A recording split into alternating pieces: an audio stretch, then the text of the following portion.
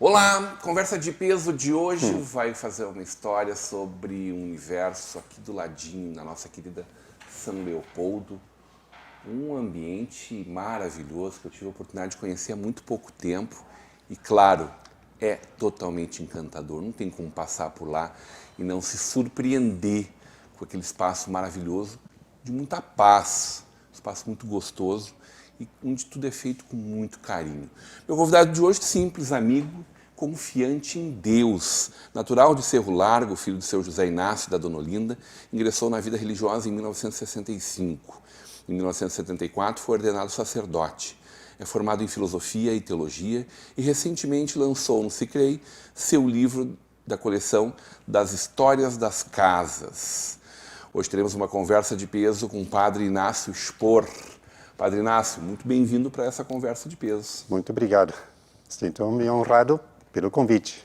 É uma honra conversar com o senhor. Já tive a oportunidade de ver outra entrevista do senhor. E como eu estava falando nesse preâmbulo, né?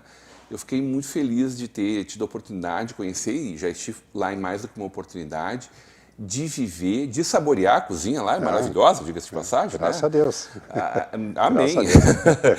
É muito carinho que a gente enxerga, muito amor que a gente enxerga em cada corredor, em cada cantinho do nosso Cicrei, né? Em grande parte deve ao amigo aí, o Felipe, que é o administrador já há uns 10 anos, não sei quanto. 10 anos. Né? 10 anos, sim. Então se deve muito a ele, nós estamos muito agradecidos pela presença, a atuação dele lá na nossa obra, que ele vem administrando assim, muito bem, com muita dedicação, uma presença muito amiga, muito constante e fiel. Né? E nós nos sentimos muito honrados com essa atividade dele para atender, acolher as pessoas que vêm dos mais diversos lugares do Brasil, e às vezes também do exterior, e então precisa ter todo um ambiente, né, para acolher as pessoas que vêm para fazer retiros, cursos, reuniões, encontros e assim por diante. Nesse sentido... Um religioso que nasceu em Cerro Largo, tinha que ser jesuíta aí? Não é bem assim. Tinha que ser, não. Acontece que os jesuítas trabalharam em Cerro Largo. Fundaram a cidade, né? Fundaram também, o padre uma Max obra do do padre padre Max von Lasperg. É. Ele que levou os agricultores da região aqui do Vale do Rio Caí, de Santo Inácio da Feriça e de Tupandi, aqueles lados, levou a Cerro Largo, na época se chamava Cerro Azul, e em 1902 foi ele que rezou a primeira missa lá, e depois então trouxe mais colonos e foi organizada então essa colonização de alemã lá para católicos, mas também teve grupos luteranos, mas bem menor escala. E então de 1923 até 55 jesuítas atuaram na paróquia e no seminário. O seminário foi construído também pelos jesuítas, né? Que ia trabalhar lá de 37 a 55. Tem uma foto muito antiga, talvez dos anos 40, 50, não tenho referência, da cidade já desenvolvida Vila. E enorme, uma igreja majestosa. Né? Esta igreja não foi construída pelos jesuítas, mas pelos padres palutinos, de 1913 até 1920. Só não estava tudo concluído ainda, mas por causa desses vários anos, foi construída essa igreja, de fato, ela é muito bonita, e o altar mor é uma beleza. Eu não conheci outra deste gênero assim tão bonita, né? Está preservado, padre. Preservado, graças a Deus. A igreja centenária é preservada. Preservado, sim. E continua hoje lá, né? Então, realmente é um lugar assim muito acolhedor, né? Para esta finalidade, né? Dessa cidade. Hoje tem uma universidade federal da fronteira sul, que é a URI. Então está lá funcionando. Por que escolher pela vida religiosa? Quando é que o senhor sentiu o chamado? Eu, assim? quando era guri. Ele estava na escola paroquial, bem junto da igreja, Um dia desses passou lá um irmão lasalista, que era essa escola, estudei lá com eles. Então, esse irmão lasalista, ele então fez então um contato com os alunos, e então lá a pessoa perguntou: o que vocês querem ser mais tarde, tal e tal, né? Então, vários guris disseram: eu quero ser padre, né? E eu disse: também quero, né? E tão contente fiquei com essa ideia. Aí, então, ao terminar a aula, eu corri acho que 1 quilômetro para chegar em casa para dizer ao pai: olha, eu quero ser padre, né? Então, e eu fui também porque um outro irmão meu também já estava no seminário, e então me puxou de lá para Capelsberg, isso é de Salvador do Sul. Então, fui para lá, em 1957, eu tinha 12 anos e meio, né? Como é que foi ficar longe da mãe ainda? Claro, o começo é duro, é sofrido. Porque naquela época não tinha celular, né, pai? Tinha claro, WhatsApp, né? Não tinha nada disso. Mas a gente se integrou no meio do grupo, a gente foi levando a vida. E uma das coisas que dizia: não quero ir lá porque lá eu posso andar de bicicleta, posso nadar na piscina, e coisas assim, né? Então foram um atrativo, né? Sim. E, claro, de vez em quando a gente via um outro que chorava lá naqueles cantos, né, por saudade, né? Mas pensei: não, mas eu vim aqui para ficar. Chorou quietinho alguma noite também? A gente chorava, claro, né? Saudade Silêncio, da mãe, saudade da pai. mãe, saudade dos doces, saudade lá da rosca que a mãe fazia, lá não tinha nada disso, né? Então, essas coisas assim, né, do dia a dia, né? Faz parte da vida, né? Quando fez a escolha pela ordem religiosa dos jesuítas? Então, a partir quando eu entrei no Colégio Santo Inácio, em 57, então foi nesse tiro ao natural. Eu me sentia bem no meio dos colegas, no meio lá dos padres e irmãos que estavam lá, e então pensei: bom, é essa vida que eu quero. E, claro, houve um exame preliminar para poder entrar na vida religiosa, lá em Paris. Então, isso fui admitido, fui aceito e eu continuei. Seminário lindíssimo de Paris, né? O prédio é maravilhoso. Sim, este prédio, eu estudei lá 2 anos. Este foi construído em 1900, uma parte. Em 1901 foi inaugurado. E depois outra parte foi em 1930. Então, a segunda parte, este é o maior. Infelizmente, chegou um ponto que não havia mais continuação do trabalho lá em Paris, por falta de vocações. Então, se decidiu fechar e foi vendido. E agora, ultimamente, começaram a restaurar o prédio lá de Paris, porque é tombado pelo Estado, né? Quantos e quantos padres e bispos e cardeais saíram de lá, né? Sim. Passaram por lá. Muitos que estudaram lá. É claro, são centenas e centenas, tanto padres como irmãos, porque as duas jesuítas, tanto uns que estão mais lá para o trabalho, isto é, dos irmãos auxiliares, dos irmãos, e outros estão para serem padres. Eu, na minha turma, por exemplo, nós éramos em 20, mas durante o noviciado saíram 5. No decorrer dos anos de formação saíram mais outro tanto, somente 4 que ficaram padres. E, graças a Deus, os 4 estão firmes. Que bom. 4. Amém. Então, essa é a história, né? O senhor foi dali para Santa Catarina? Sim, depois que terminei a formação, depois da minha ordenação, aí eu fui para Nova Trento. Lá, então, para trabalhar na paróquia e no seminário, que lá tinha um seminário menor, junto da paróquia. Então, lá trabalhei 5 anos. Fui diretor lá daquele pequeno seminário e ajudava também na paróquia. E, em seguida, aliás, lá fui conhecer um pouco da história da congregação das Irmãzinhas Imaculada Conceição, da Madre Paulina, que agora, nos últimos anos, foi canonizada. Eu conheci um pouco essa história, também muito interessante, né, sobre o aspecto, né, de dedicação daquela senhora, assim, a vida religiosa e a dedicação aos pobres, aos doentes e assim por diante. Já havia naquela época uma peregrinação a Nova Trento ou ainda não? Não. Tinha, sim, visitas, coisas, mas propriamente assim, porque ainda não Porque era... hoje é um santuário sim, lá, né? enorme. Enorme. Lugares mais visitados enorme. de fé no Brasil, né? É um dos lugares mais visitados, como centro religioso, um dos mais visitados, sem dúvida. E continua, né? Agora está sendo administrado, isto é, o aspecto religioso e pastoral dos padres do Sagrado Coração de Jesus. Mas durante muitos anos eram os jesuítas que estavam ainda lá trabalhando. Agora não tem mais jesuíta lá presente. Você trabalhou durante 10 anos em Roma. Trabalhei 10 anos. Como é que Sim. foi como acontece de ir trabalhar em Roma, né? Como se desenvolve essa trajetória para isso, padre? Bom, eu estive no SECREI trabalhando de 1991 até 99. No começo do ano de 99, Aí, então, lá para Santos vem um provincial, que é meu colega, que agora é diretor do Colégio Catarinense de Florianópolis, então me perguntou se eu gostaria de trabalhar como secretário lá em Roma. Eu pensei, mas eu não me sinto capaz. Não, tal e tal, isso é simples, você vai aprender, tal e tal.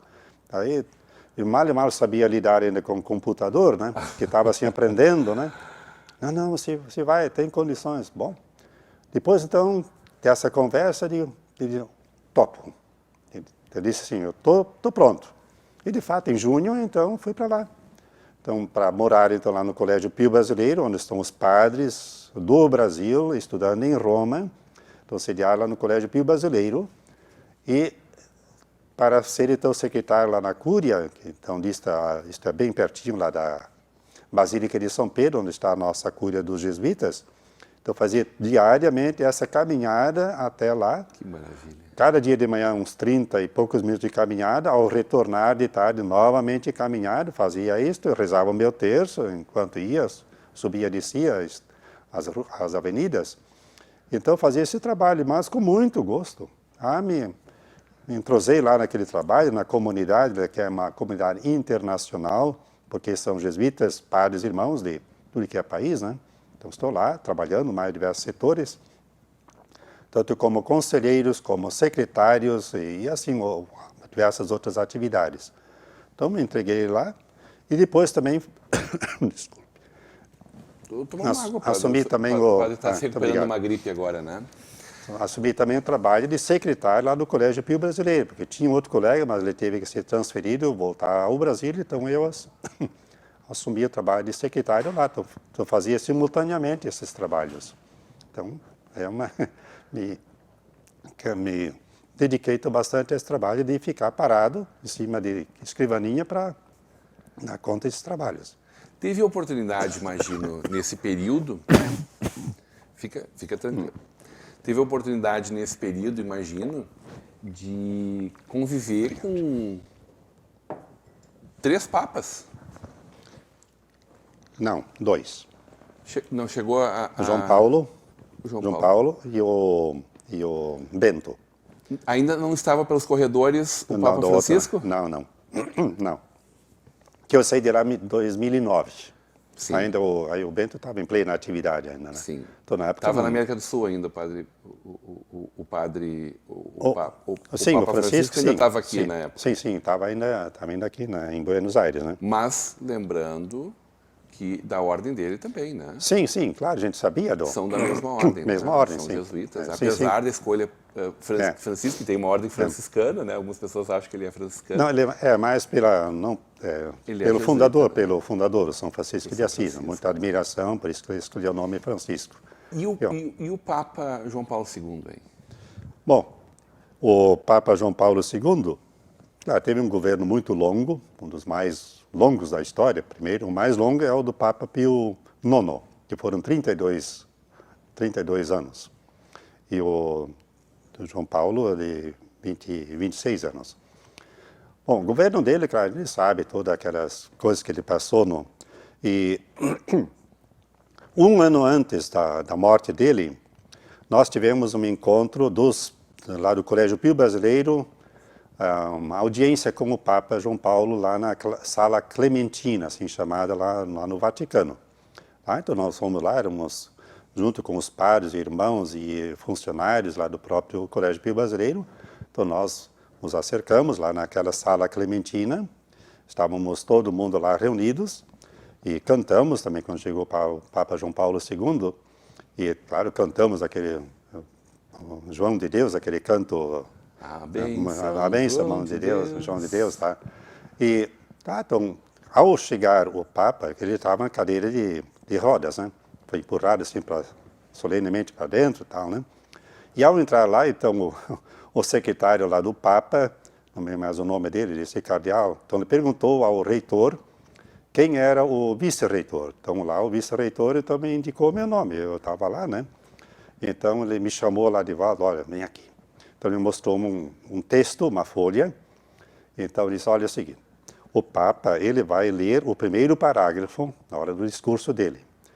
Depois, então, o senhor vai ler então, o seguinte até o último parágrafo. Então, claro, fiz sem poder, não tinha nem tempo de poder ler, afinal, antes, para ver o que estava escrito, né? Por causa de duas páginas. Não, em português. Em português. Tá, então eu li. E tudo bem, né? Depois, então, veio a saudação, um por um. Então, cada um podia lá, então, beijar a mão do Papa. E, então, eu recebi a saudação, e o reitor estava do lado, dizendo, este é este padre, esse é aquele outro padre, aquele outro, assim, um por um, né? Depois ele fez uma foto de todo mundo em conjunto. E, depois, então, pronto, né? E ao chegar em casa, tem um secretário lá. Secretário não, o recepcionista disse, olha, veja bem, hoje até nós tivemos um vice-papa aqui. Que história maravilhosa. Muito bom. São lembranças. Uma lembrança linda, né? Porque é um Claro. papa reformador para a igreja, Sim. né? Muito importante. Mas como isso foi exatamente um ano antes da morte dele, esta entrevista que a gente teve com ele. Então, quero falar agora de Secrei, de ordem jesuítica, com o nosso vice-papa, mas na volta do intervalo, hoje numa conversa de peso com o padre Inácio Spor.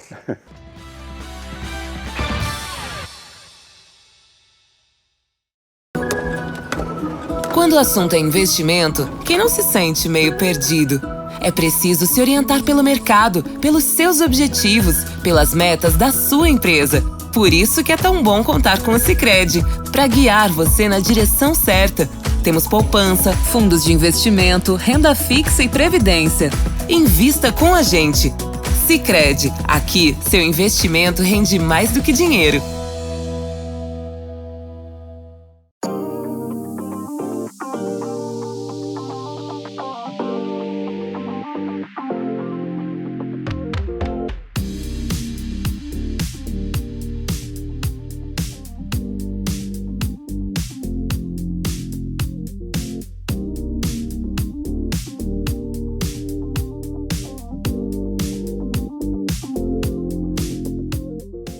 Minha mente é inquieta. Meu corpo acompanha cada pensamento. Pulo, danço, corro, sempre em movimento. Em busca do novo, percorro lugares inimagináveis. Ultrapasso as barreiras do tempo. Observo, aprendo e me transformo. Neste giro infinito, acompanho tendências e mudanças, abraço o passado, vivo o presente e revelo um futuro de ressignificados, em que tudo pode ser novo de novo.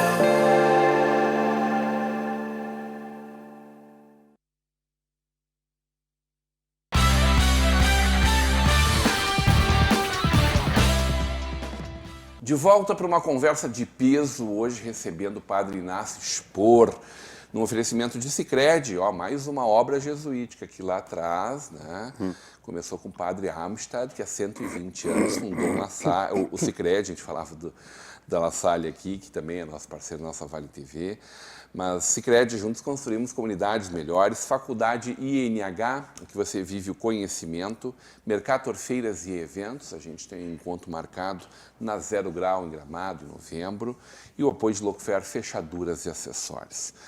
Padre Inácio, que obra gigantesca é essa, que é a obra Santo Inácio de Loyola, né? A ordem jesuítica. Sim. De tanta história aqui no Rio Grande do Sul, desde lá do século XVIII, né? 1700 e tanto. Já 17. 17 já? Já 17. Lá dos 3 mártires rio-grandenses. Verdade. Roque Gonzalez e companheiros. E depois o padre Mendonça, que introduziu o gado aqui no Rio Grande do Sul. Depois também morreu mártir, em 1635, se não me falha a memória. Começo do século XVII. Começo do século XVII. Os mártires são de 1628. Roque Gonzalez, João de Castilho e Afonso Rodrigues. Então são de 1628. Eles já entraram em torno de 1615, não sei bem o ano. Eles já começaram a... Uma obra que contempla, na época, Os Rio Grande do índios. Sul, Argentina, Sim. Paraguai, né? Porque o território pertencia à Espanha, na época. Só mais tarde, metade do século XVIII, é que então passou para o limite português. Tratado de Madrid, Santo Ildefonso, sim, sim. Então, isso tira essa separação. Mas no começo, sim, era século XVII. Mas, depois da expulsão dos jesuítas do Brasil, por obra do Marquês de Pombal, que deixou uma triste herança para o país, por causa do fim das escolas, porque todas as escolas estavam na mão dos jesuítas, em grande parte, né? E então foi um descalabro de 1759. Os jesuítas voltaram ao Brasil em 1842. De que forma? Tinham sido expulsos da Argentina pelo ditador Rosas. O ditador Rosas queria que os jesuítas apoiassem o trabalho dele, a política dele, para combater os inimigos. Os jesuítas disseram, não, isso nós não podemos fazer. Não é obra de justiça assim. Então foram expulsos. Foram então para o Rio de Janeiro, os jesuítas espanhóis. E de lá, então, o encarregado da diocese lá do Rio de Janeiro, então mandou-os aqui para o Rio Grande do Sul, sabendo a situação religiosa, estava muito ruim, ruim mesmo, já com a Revolução Farroupilha, muita destruição de igrejas, capelas e poucos padres e assim por diante. Então mandou eles para o Rio Grande do Sul. Esses jesuítas espanhóis então viajaram de vapor, um navio, do Rio de Janeiro para o Rio Grande do Sul. Acontece que durante a viagem veio uma tempestade tão forte, tão grande, ficaram vários dias à deriva e não puderam ir até Rio Grande, então voltaram, chegaram então até a Ilha do Desterro. Ilha do Desterro é Florianópolis. Então eles embarcaram lá. Mas como eles tinham propósito de ir até Rio Grande do Sul, o que eles fizeram? Foram a pé, pelo interior, pelo litoral, subindo, descendo montanhas, vales, banhados, rios e enfrentando os mais diversos intempéries. Levaram meses e meses, mas não só a caminhar.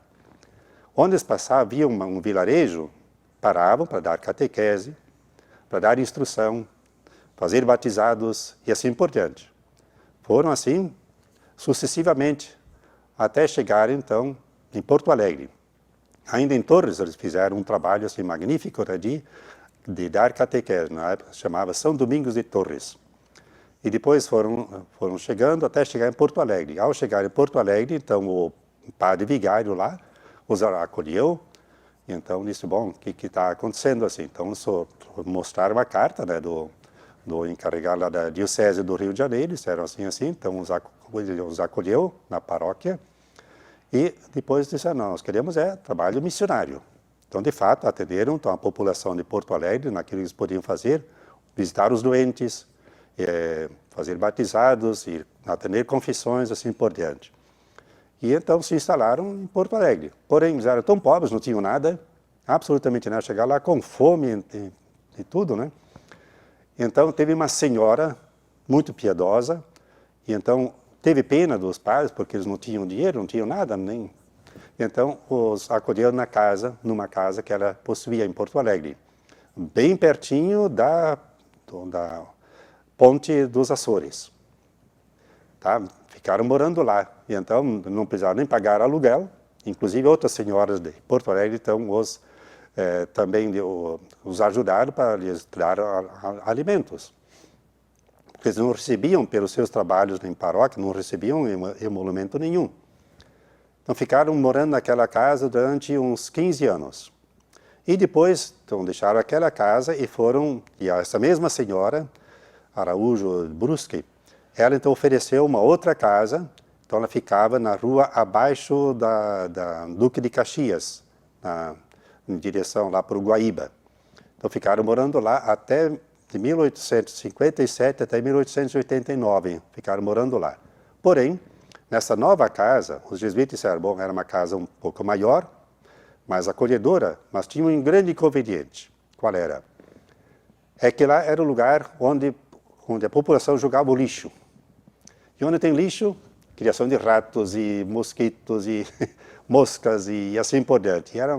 Então era também cheiro insuportável. Então tinha esse grande inconveniente. E um outro inconveniente é que ficava muito longe da Igreja do Rosário, porque era tudo a pé, claro, né? Então tinha que ir até a Igreja do Rosário, onde tinha uma comunidade alemã para atender. Mas faziam isso durante anos e anos, né? Até 1890, quando então foi aberto o Colégio Anchieta. Na época não se chamava Colégio Anchieta, mas se chamava Colégio dos Padres. E poucos anos depois, então, foi dado o nome de Colégio São José. E poucos anos depois, em 1901 ou 2, então outro padre, Conrado Mendes, disse, não, esse vai se chamar Colégio Anchieta, em comemoração ao José de Anchieta, que era o apóstolo do Brasil. E esse Colégio Anchieta era visto como um colégio complementar do Colégio Conceição de São Leopoldo. Porque aquele Colégio Conceição era o colégio para internos, sobretudo. E já era jesuíta. Sim, era Colégio Conceição dos Jesuítas. Começou em 1869. Ele já começou jesuíta? Sim, era a obra deles. Né? Colégio Conceição, 1869 até 1912. 1912 foi o último ano do Colégio Conceição. Não tinha mais poucos alunos, então decidiram fechar. Inclusive, estava sendo tratado de vender o colégio. Mas depois teve o padre João Rick, famoso João Rick, aqui o nosso jesuíta. Sim. Ele então propôs ao bispo, arcebispo Dom João Becker, quando Malha começou a governar em Porto Alegre, então propôs ao bispo para que esse Colégio Conceição fosse o seminário, porque havia um seminário menor em Pareci e outro seminário maior em Porto Alegre. E então propôs esta casa para ser o seminário. E de fato, então foi o João Becker aceitou, inclusive Dom João Becker, que era aluno dos jesuítas no Colégio Conceição, e foi ordenado lá em Porto Alegre no seminário, também eram jesuítas que tinham direção no seminário. Então, esse João Becker disse, bom, vamos então confiar esse seminário aos jesuítas.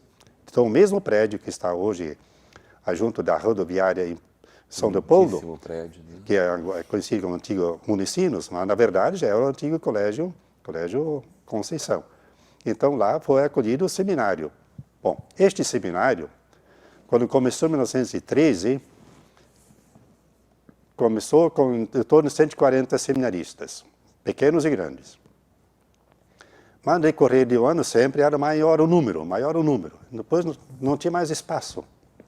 Em 1922, na verdade, esse prédio que não existe mais porque foi incendiado em 1981. Esse mesmo prédio, então, que estava funcionando lá. Como precisava de mais espaço, foi comprado este prédio que era das irmãs das irmãs franciscanas, o prédio que está lá hoje. O outro, como disse, era jesuíta, que não existe mais, né? E foi crescendo, se desenvolvendo, mas como estava faltando espaço, porque de 140 alunos, chegou a ter em torno de 400, quer dizer, então os dois prédios, né? Era demais, né? Então, em 1938 foi aberto então, um seminário de Viamão, seminário menor, jesuítas também na administração, e o Dom Vicente Scherer, sucessor do Dom João Becker, em Porto Alegre, então resolveu construir o seminário de Viamão. Então, 1956 foi o último ano então, do seminário lá em São Leopoldo. Mas em 1940, mais ou menos, então, se decidiu construir então, o Colégio Cristo Rei. Por quê? Porque lá naquele seminário estavam os jesuítas, estavam os seminaristas e tinham outras congregações, estava super, né? Então foi decidido construir o seminário no Campo Grande, assim chamado, acima do cemitério de São Leopoldo. E, claro, era descampado, não tinha nada, era capoeira, era banhado e assim por diante. Então foi decidido construir lá o seminário, o Colégio Cristo Rei.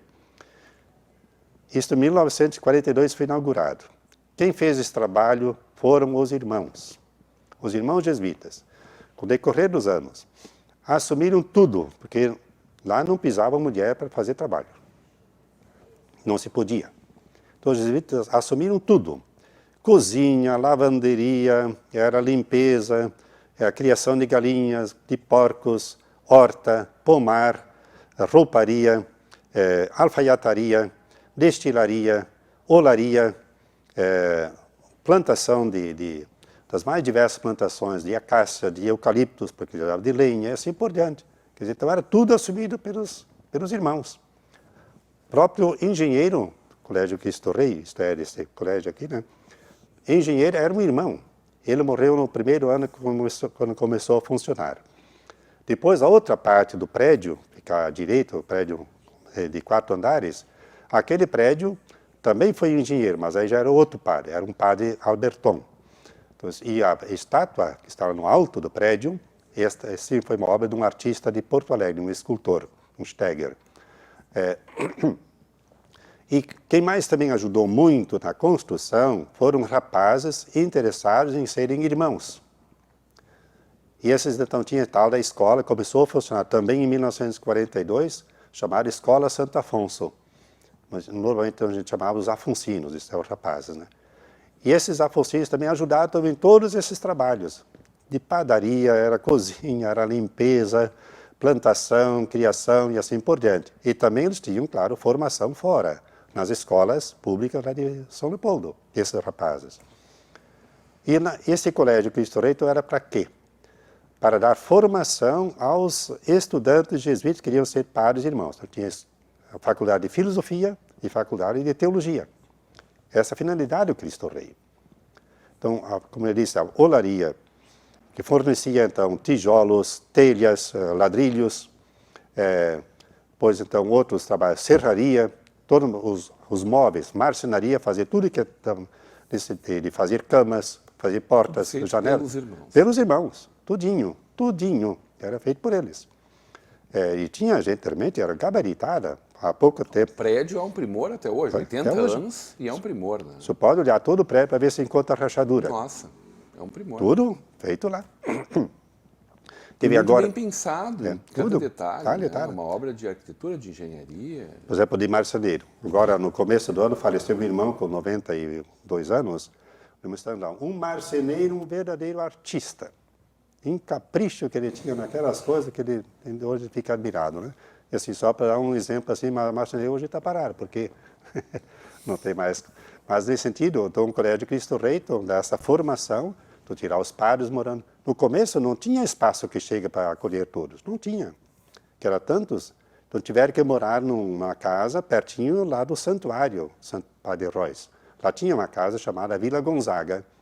Então eles tinham que ir a pé durante mais de meio ano, e tinha que ir a pé cada dia para a aula, subir e descer, né? Refeições lá, sim. E então eram, nesse dia, sacrificados, porque não tinha espaço nos quartos. Por isso foi construído depois. Padre Royce viveu... Viveu lá, Padre Royce, de 1942 até 47. Ele era um dos primeiros moradores lá, né? Então ele morreu lá no... Claro, deu esse exemplo, né? Esse livro, ele é o 26º livro Sim. de uma série, História das Casas, né? Um resgate histórico dos jesuítas no sul do Brasil. A gente tem, por exemplo, de Novo Hamburgo, a 6ª obra da paróquia Nossa Senhora da Piedade. Está aqui Dois Irmãos, Itapiranga, outra obra jesuítica, Fundação de Itapiranga, Santa Catarina. Até hoje. Lajeado, Nova Petrópolis, Gravataí, Nova Trento, Santa Maria, São Leopoldo aqui, várias de São Leopoldo, né?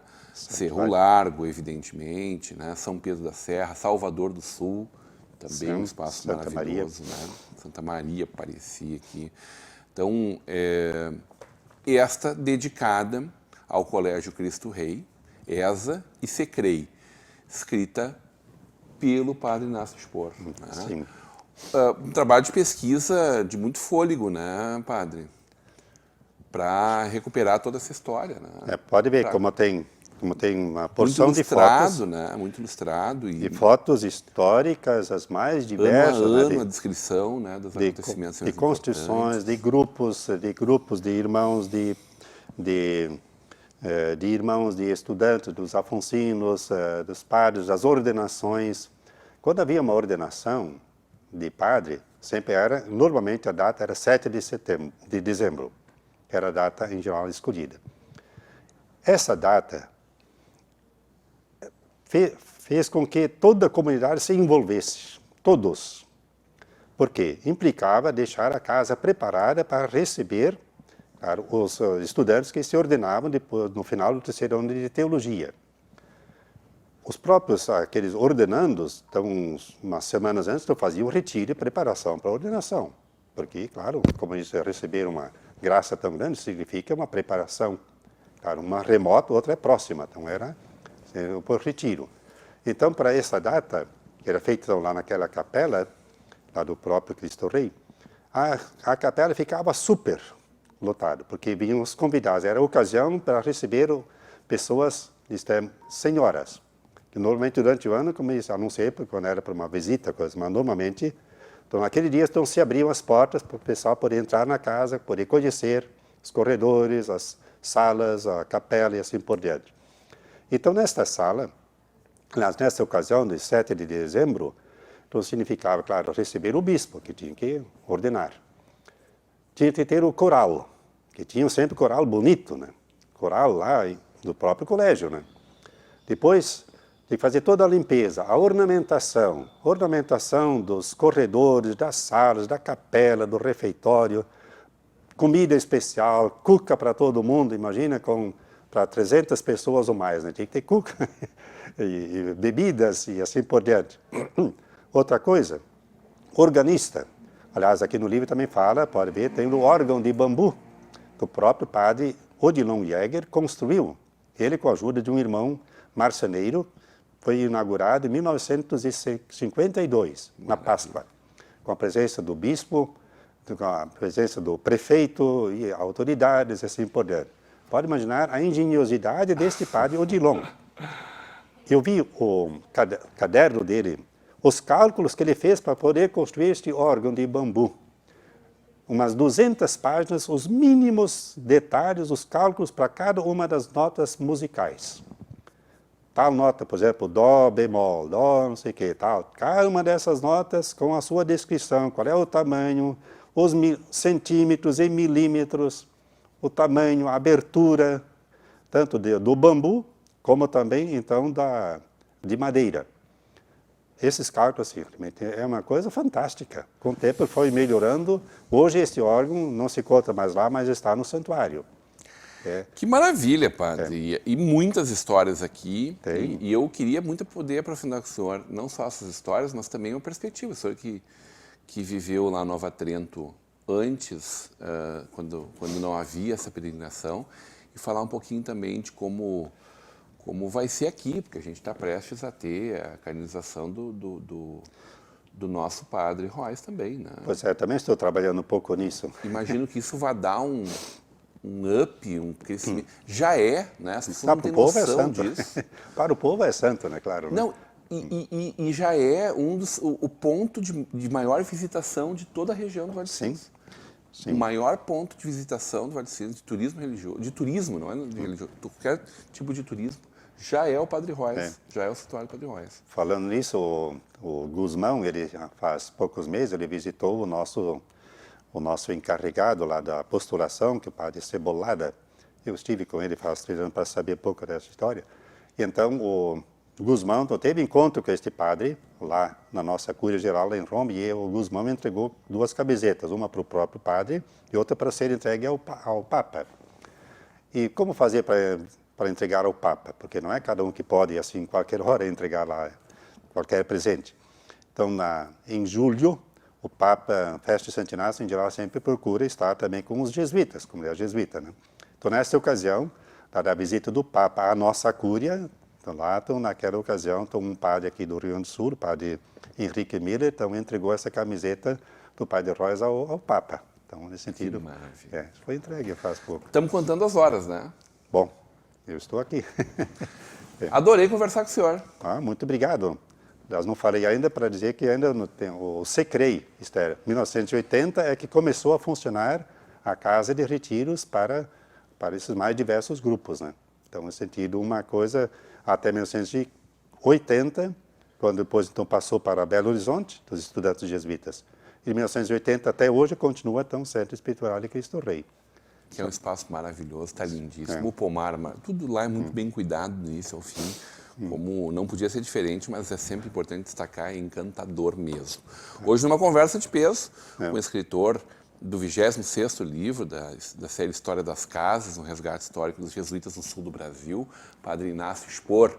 Continue agora com a programação da nossa Vale TV e da nossa rede comunidade de televisão.